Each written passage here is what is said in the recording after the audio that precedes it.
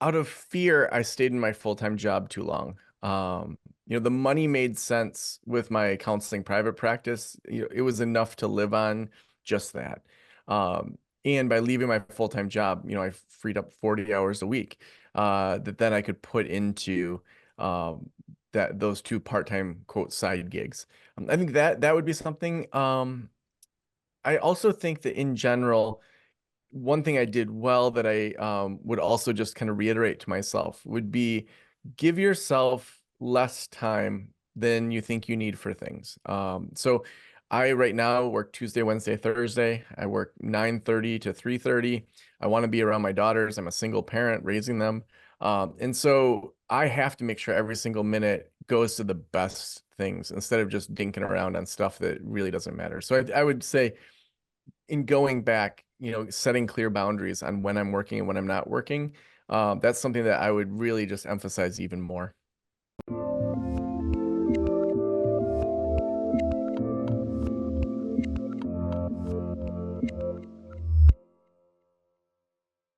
Hey everyone, this is Devin Miller here with another episode of The Inventive Founder. I'm your host, Devin Miller, the serial entrepreneur that's grown several startups into 7 and 8 figure businesses, as well as the founder and CEO of Miller IP Law, where we help startups and small businesses with their patents and trademarks. If you ever need help with yours, just go to strategymeeting.com, grab some time with us to chat, and we are always here to help. Now, today we've got another great guest on the podcast, Joe Sanok, and I'm probably still slaughtering his name, but that's as close as I'm going to get. But Joe, just on his founding journey, just prior to it, was working as a full-time therapist at a university, and was also, I think, working as a part-time as a therapist in a private practice as well. And saw the need in the marketplace on the teaching side of the business of the practice, and so around 2012 started the practice of the practice. Started with a blog, and then expanded out to doing some affiliate marketing or services for others or that others would need. And then for about 6 months of the launch or into it, launched a podcast as well. And there have been a few books and podcasts along the way, but or there had been a few other books and webinars, but no real podcasts in the space. So started out with a few episodes a month, and then about a year into it, had the website professionally done, moved to a weekly podcast, and been expanding things from there. So with that much as a introduction, welcome on the podcast, Joe. Devin, thanks so much for having me. Absolutely. So now I just gave a quick overview to a much longer founding journey. Now, just as a quick reminder to the um, audience, so Joe has been a guest on a couple of our other sister podcasts, both the Inventive Journey as well as the Inventive Expert. So if you haven't had a chance to catch his episodes there on the sister podcast, definitely encourage people to do so. But as far as kind of the founding journey and diving into that a bit more, so I just kind of give that background, but tell us kind of what you're doing a little bit just before the current ventures, which I think you were doing both kind of full-time therapist at the university as well as kind of part-time private practice, but maybe walk through in a bit more detail how that got going. Yeah, so I landed my ideal counseling job. I'm trained as both a psychologist and a mental health therapist. And so in Michigan, I had dual licensure. Had left a job in foster care to just be full time at the college and had tons of autonomy and one of the higher paying counseling jobs in the area. And really had just started a side gig counseling practice called mental wellness counseling, honestly, to just pay off student loan debt, just to make, a few thousand extra bucks a month, work a few evenings. So it wasn't anything, really major at that point, but as I started to get more and more into just private practice, I realized I knew nothing about business. Both my parents had worked for the schools. My dad was a school psychologist. My mom was a school nurse. The narrative I still remember in college, I was worried about having a psychology major, seeing all these people with psych majors. I'm like, Dad, how am I ever gonna get a job with all these people? And he said, if you're the best, someone will always hire you. So it's like the narrative was do your best and you'll get hired by somebody else. There was no business development and principles. And I realized that I had no idea what I was doing with this private practice. And I had dreams of maybe growing it a little bit, but I had no idea kind of what could happen. So started just blogging about it, was listening to some podcasts at the time and thought, well, I'll at least just track some of my journey. I'll kind of say how much I'm making each month. And, it was like 500 a month. And then the next month it was like 1,000 a month and just saying, here's how I'm making money in private practice. And over time, I realized that just starting a podcast was a great way, primarily for me to just get access to people I know business talking to, people that I, wanted to pick their brains, and it really, kind of was the beginning of all of the what we've created now. So let me, or just to back up just a little bit and dive in. So I mean, so private practice, practice at the university, kind of going that road, and I'd say in a different but related. There's a lot of kind of in my practice or my industry, which is the law practice, a lot of similarities in the sense you have some great attorneys, really well versed in the practice of law that are terrible business or know nothing about business. And even a bit more, the irony is, especially in intellectual property, you do have a lot of times people that are saying, well, you work with a lot of startups and small businesses. What do you think? Give me some background or some guidance on, how to go about starting a business or what. And, while they give advice, it's kind of like, they don't really know what they're doing. They have very little background or little experience. And so it's a blind leading the blind a bit. And so it sounds like a little bit a bit the same as what you experienced. Now, when you were starting out, because you were doing the private practice, working at the university, and you switched over to starting to do some of the teaching side of the business practice. Was that kind of, hey, I see an opportunity, I want to start a side hustle that I think is going to make money? Or is it more of, you said, kind of client development? Or is it giving back to the community? Kind of, how did you say, taking from just working in practice to saying, hey, I'm going to go about kind of starting to teach on the business side of things? Yeah, I think there's a few factors. I love Pat Flynn's Smart Passive Income podcast. So that was the podcast that really kind of got me thinking differently about just scaling, and even understanding that I don't have to be a therapist. I can be a business owner. I can do all these other things. That was nothing I had even considered. And so at the beginning, it was really, how do I build something that is scalable beyond my own time? So I started to realize that if I was going to do some affiliate marketing and say, hey, here's some psychological books, some other things, here's how you build a website, that didn't line up with what a mental health client is on a website for. They're there because they want to get counseling. And if they are confused by all these affiliate things, they're not going to do counseling. And so that's going to cost me money. So I realized I needed a separate brand that was really focused on just, helping therapists grow their private practices, and tried a ton of things, threw a lot of spaghetti at the wall, but realized pretty early on that there was nobody doing a consistent podcast in that space. So in the book Guerrilla Marketing, he talks about how, finding spaces where on day one you can be number one. He uses the example of tires, how back in the 1950s, all tires were basically the same. There was no difference really between brands. And then one, tire company, I don't remember which one it was, made their tires like a fraction of an inch bigger, and they called themselves the longest lasting tires. And then someone else had deeper treads, and they become like the best off-road tires. And over time, you get these different tire companies that have specialties that were number one day one. And so for me, the podcast space was completely empty of anyone talking about this stuff. So to me, that was just a starting point to start to say, well, what's my audience saying? And it was small at the beginning. And then are there products that they're asking for? So now, just kind of out of curiosity, because you've been working in the private practice, doing your own thing as well as at the university.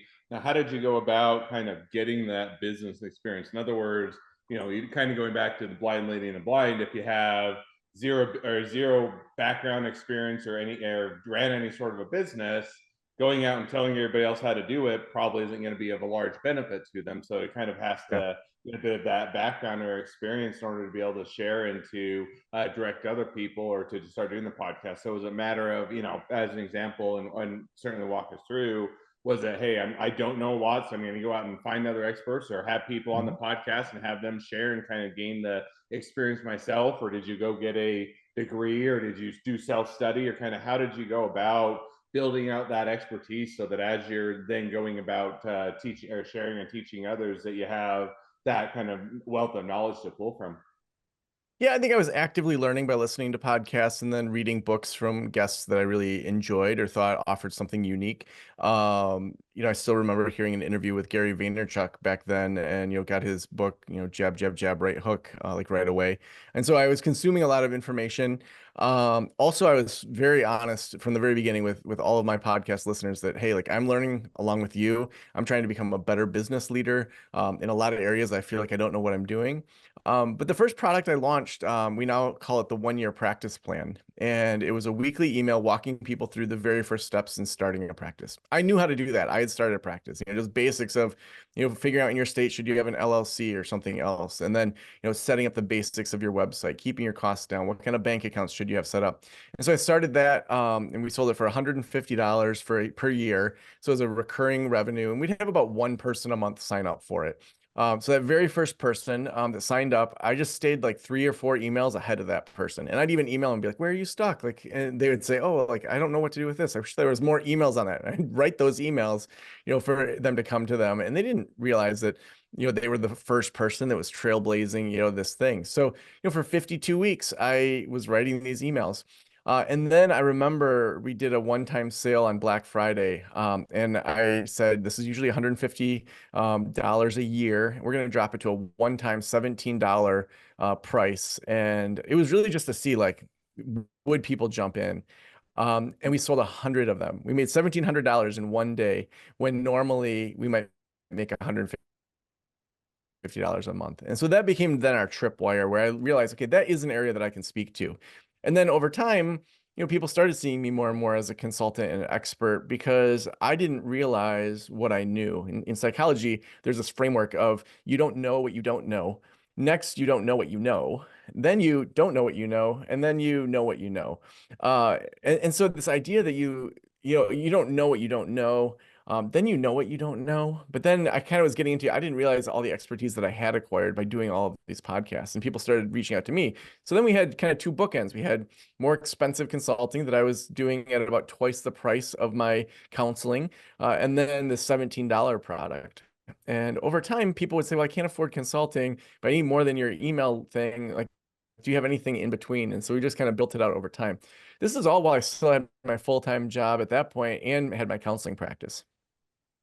So now, just kind of, and you hit on, definitely we'll continue on, but I wanted to go back just a little bit to something you mentioned, which is, so you said, hey, at the the onset, you were picking up about one client a month or kind of one paying customer. Now, at that early onset, how did you go about building out the client base or the customer base? In other words, how did you go about finding that one client a month? And it sounds like it's an iterative thing, and then you try some things out and found some success. But as on the early onset, as you're founding this or starting this, how did you go about finding people that are wanting to utilize the information that you're putting out?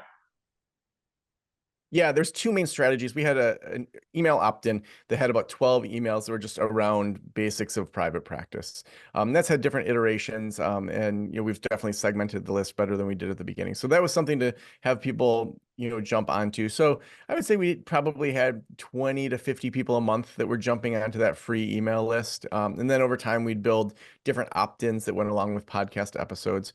And then the other strategy that I did that still works is I joined different LinkedIn groups that were specific to counselors in private practice. And most of those groups typically say you can't promote blog posts, you can't promote your podcast, you can't just come in and spam people. But if someone asks a question, you can answer that question there. And if you have a resource, you can link to it. And so I would go in there and someone would say, like, any tips on naming a private practice? And rather than spend all that time writing it in there, I would go write a blog post. I would post it and then say, hey, I just wrote a blog post on this today, actually. Here's the key points. I would actually answer it within it. But if you want to see the full blog post, here's the link. And the owners of those groups didn't care about that because I was actually really involved in answering content. And so that then drove a lot of people to my website as well. They'd start listening to the podcast. And I'd say within a year or so, we had about, 1,000 people an episode listening, which, at that time was really, solid numbers for a new podcast. No, that's awesome. And interesting enough, we still do a lot of the same thing today, which is a way that we create a lot of our content outside. We do the podcast, we do the webinar, and a few other things. But as far as a lot of the kind of blog post written content, a lot of it is, hey, we had or one or more clients are asking a question. And if we're going to have to go about answering that question anyways, in other words, you're helping the Mhm. client, you're answering their question, getting them taken care of, it's probably one where other people have the same or similar question. And so we'll typically turn that into, as you said, almost a blog post or some form of content.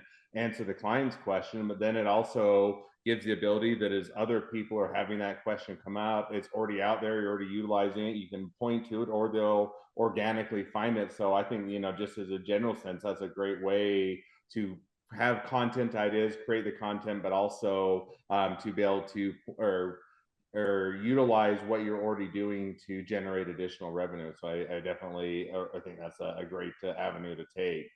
So now you started out, so you did, start doing the emails, expanded out to the blog, or sorry, or did some blog content, but then went over to the podcast. And I think you started to do one or two a month, and then you expanded out and did it more frequently, as well as started doing some books and other things. So kind of walk us through the iteration as to kind of after you started out doing that initial approach, how it's then evolved since then. Yeah, I think since then, it really was filling in those two bookends between high-end consulting and that email list. And so over time, I read the book The One Thing, which to me is a really just great kind of mindset book of the kind of main premise of that book is what's the one thing that if you did that now, it would make everything else easier. So the first year it was if I have more consulting clients that are paying twice my counseling rate, that's going to be easier. And then once I achieve that, then it's like, okay, if I have a mastermind group where people are paying, say, $500 a month for two different meetings, and we have, 6 people in there, that's, 3 grand, per person, or 3 grand for that group that I'm making off of just 2 hours of time. So that's more scalable. And then once that's going, if we have a membership community for people just starting a practice, starting a group practice or growing a group practice. If we have a few hundred people up to 1,000 people that are paying, $100 to $150 a month, like that makes it easier. So each one of those things made it easier from a financial standpoint, but then reinvesting in the business. And so, as we had more podcast sponsors reaching out to us over time, we went from just 1 episode a week to then 2 episodes a week. Right now, we're at 6 episodes a week, and in about a month, we're going to be at 7 episodes a week.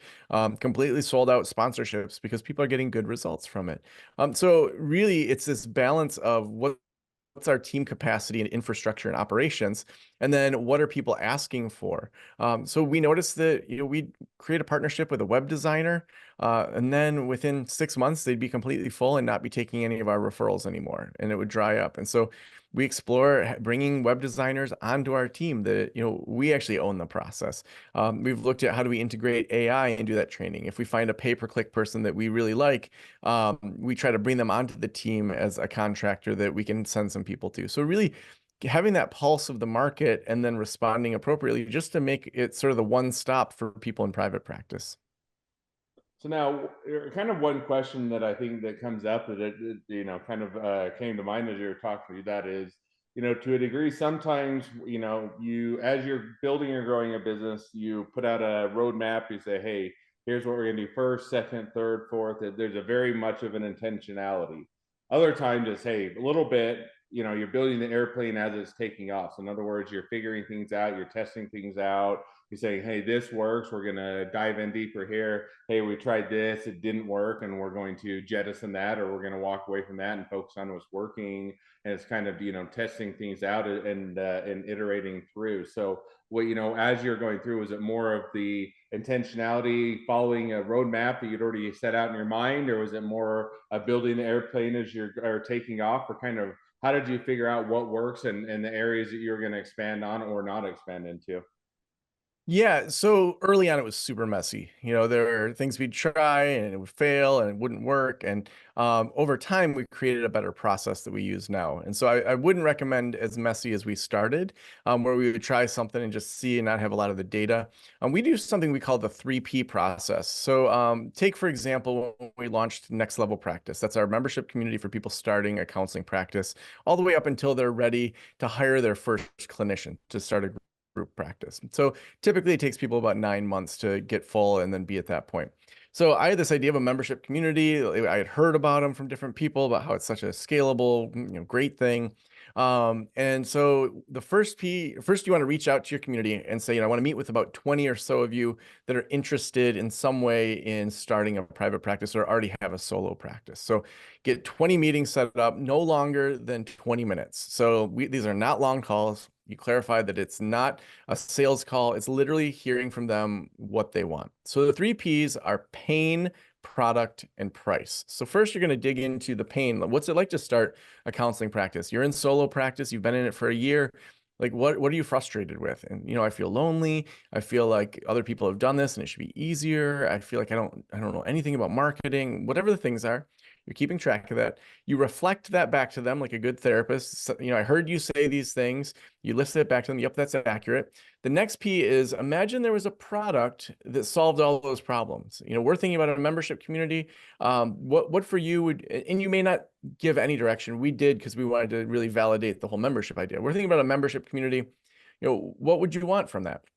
And so they're listing these things like we want small groups, we want live trainings, we want to have a place where we can put our different ideas and ask questions, and we want access to you. And I was thinking, so our 1 year practice plan is $17. I'm thinking, okay, a step up from that would be like 29 bucks a month. I'm thinking, there's no way I can offer all the stuff that they are saying for 29 bucks a month. So then after they have all that, so you reflected back, you said you want to have all these different components to a membership community. It's kind of all encompassing. It's addressing these pains that you said at the beginning. Now, what price would you pay for that? So that's the final P. And we got everywhere from $77 a month to $200 a month from people. So way more than what we were thinking. And then, the final question in that price is if we doubled what you just said, so you said $77, if we doubled that price, what would have to be included for it to be a no-brainer for you to buy that? So people might say, if I got a 30-minute call in a small group with you, Joe, that would be great. Or if I got discounts on IT services, you don't know what they're going to say. So then you've got all this data. Now you can send an email out to those 20 people or maybe another smaller group of 100 or so and say, hey, I just interviewed 20 people that are exactly the same as you or were you. Here's what the data said that you're dealing with these things. So you're using their words so they connect with the pain. Here's the product that we're going to be offering, and here's the price. We're going to give you a discount. So we started at $55 a month, significantly below the bottom, which was 77. But this is a new group. We're going to screw things up. We're going to probably have all sorts of IT issues, but you're going to be a part of this beginning. And then we had, I think, 50 or 60 people that signed up for it. Now, imagine I had 0 people. There's something wrong with my messaging at that point. There's something wrong with my price. There's something wrong with how I've articulated it. These are the people that just told me they wanted this. They pay this much, and then they don't pull the trigger. That allows me to kill that project way before I put a bunch of time and energy into it and spend all that money on recording videos and e-courses and those sorts of things. Gotcha. No, that sounds like a great approach, and a lot of are ways to address that. Both to offer additional value, but also to get compensated accordingly, so that you can actually offer what offer what they are looking for in a way that is sustainable for you. So now, if you're to kind of take that where you guys have continued to expand and iterate, you said moving to doing 7 podcasts a week or 7 episodes a week, as well as doing a few other things. Kind of if you're to look at now in the next 6 to 12 months, as you guys are kind of where you're headed next, kind of what does that outlook look like for you, or what do you think will be the next step along the journey? Yeah, I think we're really in a team upgrade. We've been in this phase for about 18 months of really getting our team solid so that we can withstand stress tests. We need to have the right people in the right seats. So we have a COO now. We've got a head of people and projects. We've switched over to Asana for project management instead of Trello. We're using Slack more. So really getting the right communication tools in there to save time. We just hired a part-time finance person to keep track of where the money is and all the credit cards that get canceled or don't go through. So a lot of that infrastructure stuff, so that as we are looking at growing, we can grow differently. One thing that we recently created was a memo of understanding with the local United Way. So in Northern Michigan, there's so few therapists up here, and so the United Way, by having that partnership, we're now able to go after grant funding to help support therapists to put on conferences, like we're doing one in May 2025. So being able to have a lot more connections with people that already have an audience or access to revenue that can help get therapists the trainings that they need. So I think we're going to continue doing the infrastructure building. We want to do what we're doing currently really well. I'm an ideas person, so we have a spot that's like Joe's idea dump, and it just keeps filling up, but we're not going to do them all. That's for the team to kind of say, simmer down, Joe. But having those people that can keep an eye on the details, allows me to be free to do things like this, that I enjoy just coming and talking about business. I enjoy doing podcast interviews.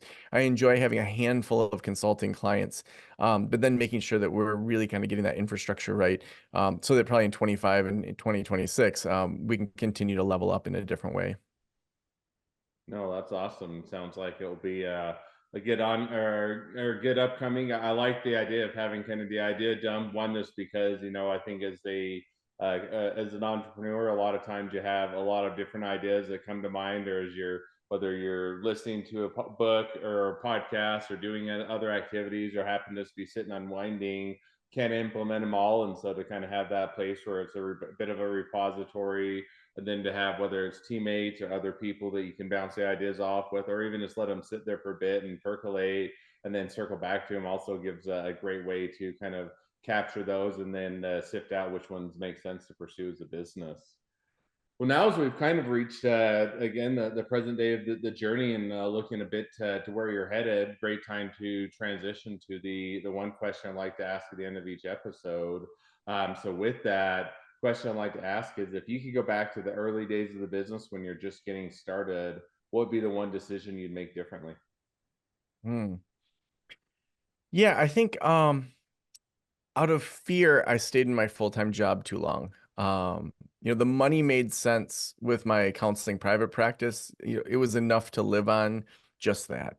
And by leaving my full-time job, I freed up 40 hours a week, that then I could put into those two part-time quote side gigs.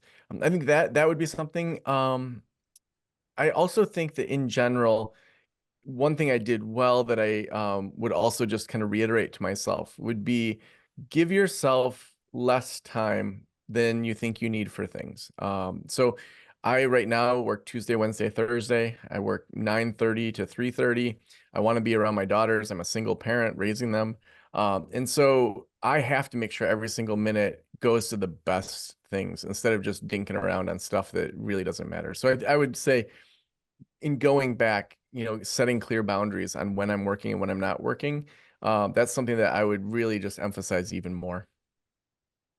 No, that's awesome. It's always interesting to look back. You can't go back. You can't necessarily change those change or make those decisions differently, but it gives you an opportunity to learn from them. So it definitely sounds like a good one to learn from, and one that you can implement and learn from going forward. So with that, now as we do wrap up the episode, if people want to reach out to you, they want to be a customer, they want to be a client, they want to be an employee, they want to be an investor, they want to be your next best friend, any or all of the above, what's the best way to reach out to you, contact you, find out more?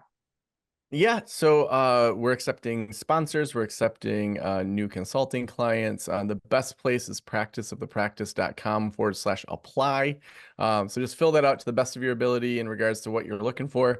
And then we can just point you in the right direction. We also have live chat. So if someone's stuck and they want to know if we have a resource, you can always chat with our team.